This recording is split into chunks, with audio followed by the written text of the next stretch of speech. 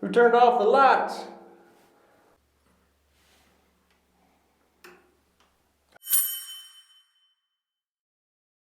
Well, what's up guys? It's Daniel from Arms Family Homestead, and today is a wet, overcast, rainy, gloomy, not really that cold, but just kind of miserable day. Not a lot going on, but the last several days, well, for the last better part of a week, we've spent pretty much every morning and evening, as you guys have seen, in the deer blind. We've been hunting, well, deer blind slash cabin some trips. We've been seeing a lot of deer movement, but no harvests have been made yet. But you know, one thing about deer hunting is you spend a lot of time sitting in the woods thinking and thinking and thinking, and well, playing on your phone and talking to kids and videoing them sleep and all that stuff. But you think about a lot of things, and I noticed I've been on my phone reading comments and going through things, and I've noticed a lot of people asking questions, and it's probably because of a recent event. And people have been asking about our storm shelter. I guess because we were doing videos out next to the garage and talking about all the merch and filming all that stuff, people kept seeing our storm shelter, and they had all kinds of questions about that. My good buddy Dutch would call this a bunker. But to most people in Tornado Alley, this is a cellar or a storm shelter. And I was reading comments, people have been asking about it, and it kind of got me to thinking, you know, I don't really put a whole lot of thought into it. It's just a storm shelter to me. It's a place in case of a tornado that you run to and you get underground. Oklahoma obviously is known for tornadoes. We are in Tornado Alley. But sitting in the woods thinking, I was like, you know, I really don't have much down there. And we should do like I tell you guys all the time, I don't consider myself a prepper. But we need to do a storm shelter preparedness video. Not that I'm an expert on it, because I really, honestly, I'll open the door and show you in a minute. I can't film a lot down there because it's just real echoey. So we're gonna go to the shop since it's kind of drizzling rain. But I went to the great world of Walmart and bought a bunch of supplies, and I'm trying to come up with a list of things that I think you should need in a storm shelter. So let me open this up. Some of you aren't familiar with a storm shelter, tornado shelter, a cellar. A lot of old timers use the cellar as a root cellar. You can store canned goods and vegetables and things that you can yourself down there. But anyways, if you've never seen the inside of one, let's go look. So this one does have ventilation. So there's basically just a hole there with a screen, and then this turns when we have wind. There's no wind today to circulate some air through here. But you're just looking at a big concrete box, really. That's all it is. So in case of a tornado, you'd obviously head to the cellar, and there's a grand tour. 4 walls. Basically, all I have down here are a few chairs, because in general, most of the time when you go to the cellar or storm shelter, you're only here for a few minutes. But let's get out of here where we can talk. So where I got to thinking was, man, yes, most of the time you go to the cellar, you're only there for 15, 20 minutes. When I was a little kid, my grandparents went to the cellar at night because of a storm. You stayed there all night. They had cots and you didn't come out. But they didn't have the radar and the cell phones and the weather apps that we have nowadays. We can watch the weather a lot closer. My thoughts now though, shouldn't we prepare that for just in case? What if that tree falls on the cellar while we're in there? What if, heaven forbid, a tornado comes through? Don't judge me because of our stack of boxes, but if a tornado comes through and literally flips the roof of that garage over and lands on the cellar, we could be in there. You could get trapped in there for 24 plus hours. Now, a lot of cities, a lot of counties have programs where you can sign up through your county or through your emergency management program and put your storm cellar on a list to where if a tornado does come through and wipe out a bunch of houses, they at least know there's a dot on a map, and they know to go look at that cellar in case a tree falls on it and you can't get out. At least you're on the list for people to come looking for you. But let's say a tornado comes through and wipes out our whole house, garage, everything, and all we have is what we took to the cellar with us. I don't know. I just feel like I should probably be a little bit more prepared with some stuff down there. You ducks enjoying yourself? Everybody else is hungry, I know that. Listen guys, I've got to work for a little while. I got to finish this video and then I'll come feed you, I promise. Don't I always? Huh? Barry, you want out? You want to come out and play for a little while? He probably won't come out. Some days he will, some days he won't. Today he will, Ralph. Everybody else is in the house, buddy. So earlier I said, in light of recent things that have gone on, typically this time of year is not known for tornado season in Oklahoma. The spring is when those tornadoes really fire off and we have a lot of tornadoes. But just a few weeks ago we had a really bad storm pop up and hit Idabel, Oklahoma, which is just a couple hours from me, and destroyed a good portion of the town and took out, I mean, just leveled houses. It happens every year somewhere. So tornadoes are a real threat in Oklahoma, but it's not something that I feel like as a native Oklahoman we're scared of. But we do kind of need to prepare and be ready, and I feel like not having anything in my storm shelter, I'm probably like not prepared. Like I said, I went shopping and we're still working on this list and still working on what all we need. I'm going to get to that in just a second, but obvious things are food and water. So I want to put a case of drinking water down there. I got a bunch of granola bars. I really do like these Mountain House meals, but if you're going to do something like this, you need a way to heat up some water. I've got a little butane burner that you can heat up water really quick, and this is easy food in no time. Now, typically when you go to the storm shelter, you're not going to be down there long enough to need something like this, but let's say you get trapped in there overnight. You know, it's good to have some snacks, a first aid kit for obvious reasons. If a tornado comes through, injuries can happen. It may not happen while you're in your storm shelter, but when you come out, there's going to be debris and trees and nails and metal and lots of sharp objects. Specifically in the shelter, you're going to need some sort of light source, because if you're stuck down there, it's going to be incredibly dark. And trust me, a fan. Oh my goodness, it gets so incredibly stuffy in that little concrete box. So this is another LED light. Now, this is home base. This is, I think, an essential thing. Either this Growatt portable generator, portable solar generator, or something similar.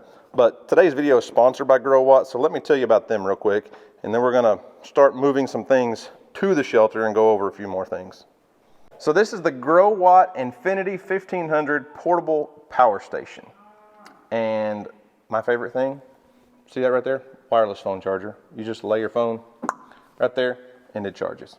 So let me give you a little tour, walk around. So this thing really can do a lot. It can power up to 12 different devices at once. So you got DC power, AC power, 2 USB-A, 2 USB fast charge ports, 2 USB-C, which is where my laptop, my MacBook charges in, because, you know, that's where I'd make my living.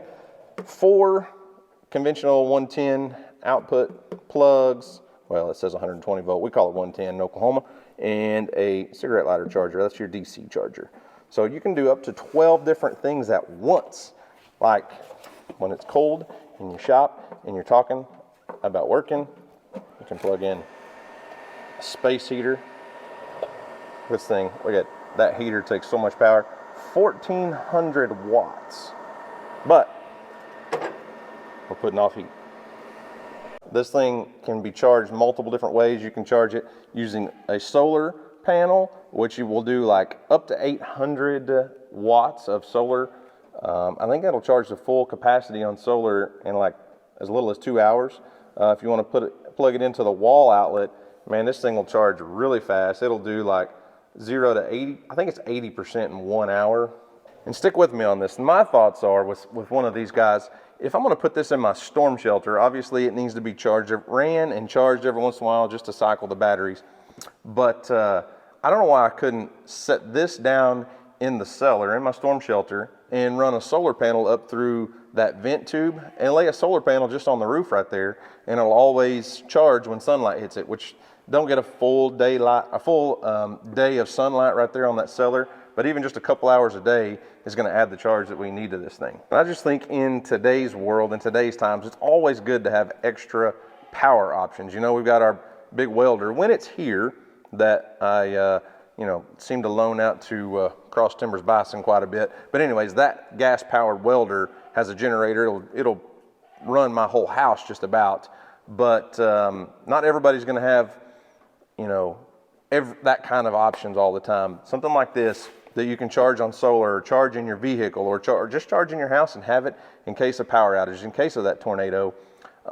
It's good to have extra power, and even if it's just for convenience. When the power goes out, we lived through some crazy wild ice storms in southern Oklahoma, and when you have an ice storm and the power's out for 2 days, 3 days, happened in Texas a couple of years ago for 2 weeks, families get bored, so they need a way to charge their phone, maybe run a TV and a PlayStation or something for the kids, dad, watching football games, whatever. It's good to have power options when you need it in an emergency.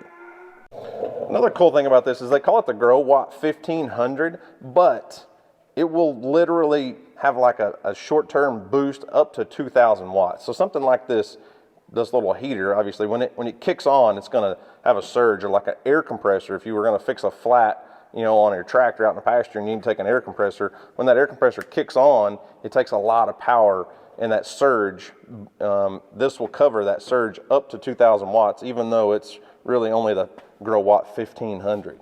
Now, I think this thing weighs in at like 37 pounds, so it is portable. It's not just obviously super light, but to have that much power in there, it's going to take a little bit of weight, but I think it's like 37 pounds. But one thing I want to do, we'll get off of the prepper storm shelter topic for just a second. I think after hunting with the kids in the cabin and having a little bit of electricity in there and having been able to do some stuff, I think before next deer season, we're going to switch from pop-up ground blinds to a more permanent style shooting house structure like a lot of hunters use, and put one of these in there with a solar panel. You'll be able to do all kinds of stuff. Charge your phone, charge all your stuff. Like today, I was sitting in the cabin hunting with the kids, and I edited a YouTube video on my laptop for you guys. Just multitasking, trying to get things done, and something like this really, really would be awesome in a deer blind. Make it like a luxury hunting blind. So if you're interested in checking these out, I'll leave links in the description box, or you can go to growattportable.com, I believe is the website. Hit the link in the description box, probably the best way to get there. Go check them out. I'm not super familiar with Growatt. I know they've been in the electronics industry for a long time, but I think this is their first step into this portable battery power bank world. But let's go put this thing in the storm shelter, try everything out, and make sure we're prepared just in case of that tornado. So Growatt's good for a lot of other things too. I mean, if you're a camper or a contractor, working on a job site somewhere, you don't have to carry that gasoline powered generator anymore. But also it has Bluetooth and Wi-Fi connectivity, so you can download an app and be able to go in and program certain things and schedule when it can turn on and off, and just basically check all the settings. Woo! Who turned off the lights? Oh man, thanks for the light, buddy.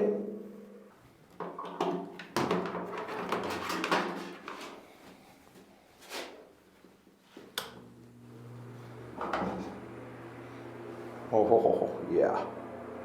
I know it may not seem like much, but when you're in a scenario like this in a storm shelter, it gets really hot, really stuffy, and just having a fan to blow some air around in here, whew, it's a game changer.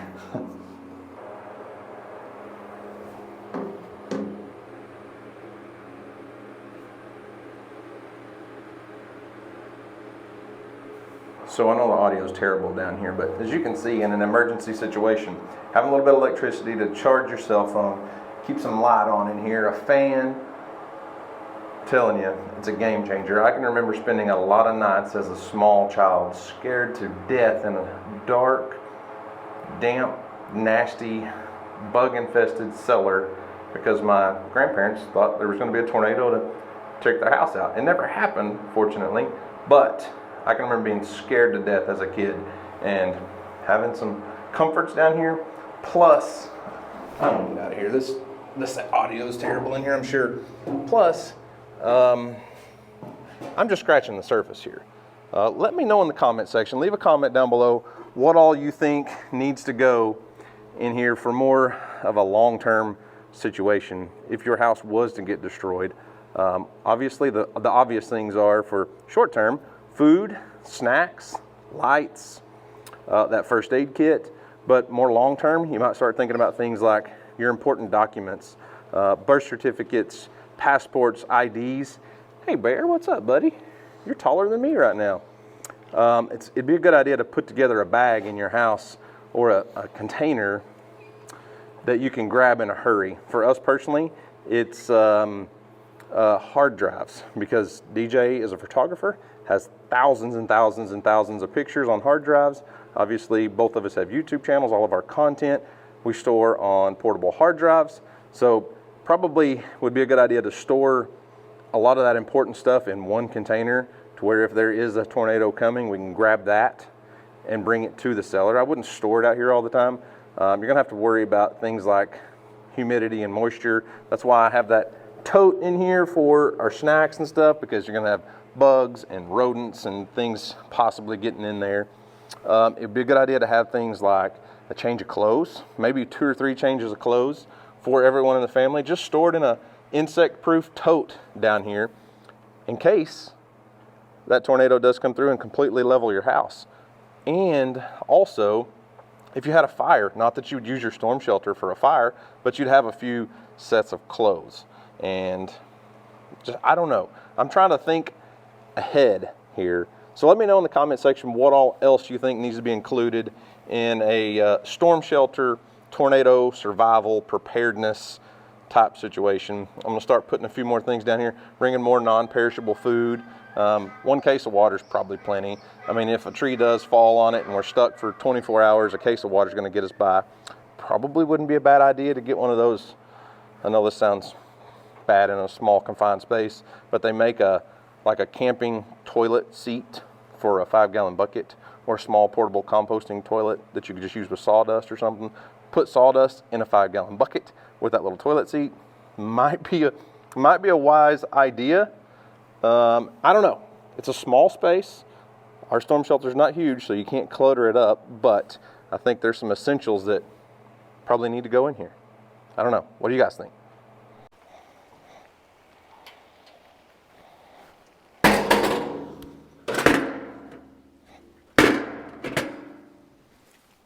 Now, from the sounds of all the complaining, I better go feed the animals real quick. I'm not going to take up too much of your time. I'm going to keep this quick, but so many of you guys like to see the animals, and we've been so busy hunting lately, you haven't got to see the animals much from my perspective. Maybe from DJ's perspective, but let's go with mine.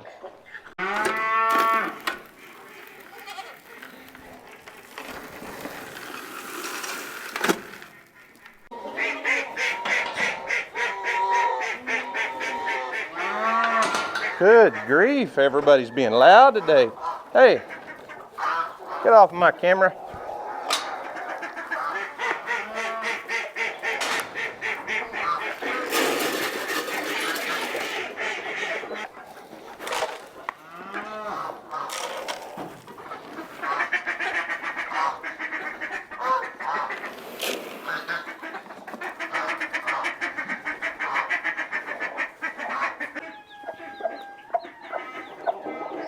Why are you hatching out babies in November? See, you only had one.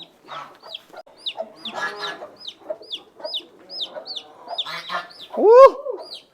Careful. That mama's gonna get you. You better, whoop, there we go. Well, they didn't even fall. He flew. Yeah. Goose! What are you yelling about? Everything. Goose! Huh? Here y'all. You hungry? Hang on, let me get in. Let me get in. Jeez, give me some room, guys.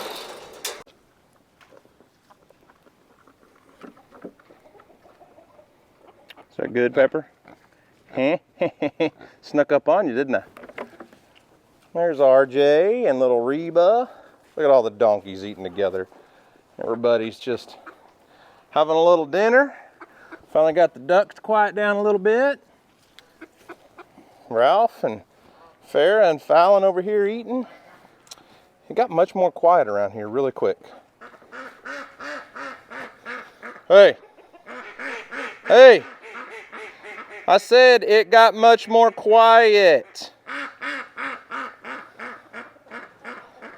Well, chores are done, animals are taken care of, ducks are still allowed. But that's going to wrap it up for me today. Guys, be sure to go check out the Growatt Infinity 1500 portable power station. I don't know what that means, but go do it. Huge thank you to Growatt for sponsoring today's video. No hunting this evening. Too many other things to do. We've been hunting hard for the last week. So we're going to chill at the house, hang out, and help Mom, I guess. Yeah. Got to get those brownie points in, don't we? Yeah. So we can go hunting again. Yeah. Anyways, guys, that's all I've got for today. Thanks for watching. I hope you enjoyed it. You guys have a great day. And as always, we'll see you on the next video. Peace.